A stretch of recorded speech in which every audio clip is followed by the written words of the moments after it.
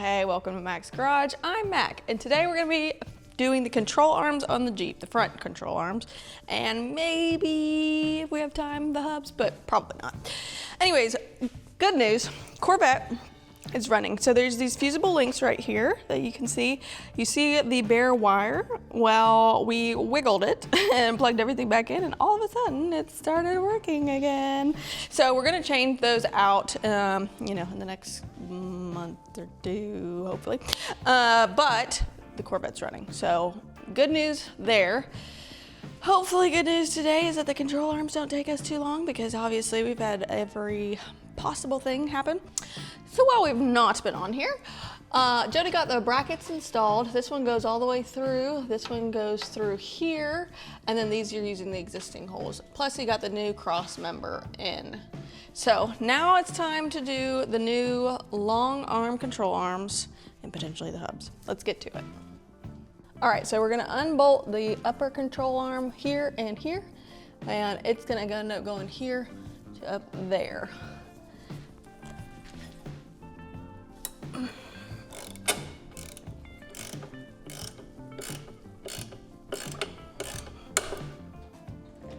Well, I didn't break the other one, but everything was twisting, so it had to be held on the other side to get it off.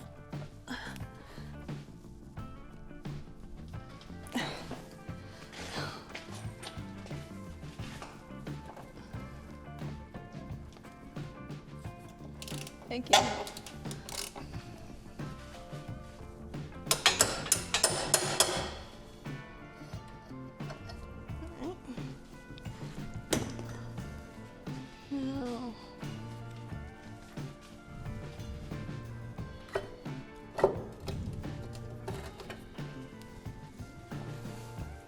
All right, so this is the lower. No, that's the upper. Now we're gonna change out the upper and then do the lower. All right, you see I'm in new clothes. This is taking a long time, but we got the upper control arm in over here. We had to take off the control arm on this side in order to be able to connect it at the front. On the right side, the passenger side, the exhaust was in the way to put this in, so we had to drop this down and put it in. So obviously you're not here for a helpful video, you're here for entertainment, but if you are ever doing this, that's how you make it easier, is drop it down, because taking this out, the clip in the back would come out, but the clip at the front, we would have to take the entire exhaust system out. So anyways, now just to tighten it up and get the front side in. Okay, so the uppers and the lowers are connected. I gotta tighten everything. And we put in the track bar. We had to put the track bar in first in order to help with the alignment, in order to get the lower on the driver's side in. It's still not perfectly aligned, but what are you gonna do? We are gonna take it to an alignment place though, after everything's all done and set. So all we gotta do is tighten everything up and put the new hubs on. And I hope that's not gonna be hard. So let's get to it.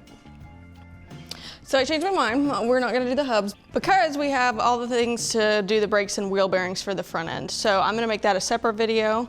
So we tightened everything down, which PS, you're not supposed to tighten this one down, but since we're going to the alignment shop. I hope you liked the video. Make sure to subscribe and I'll see you next week.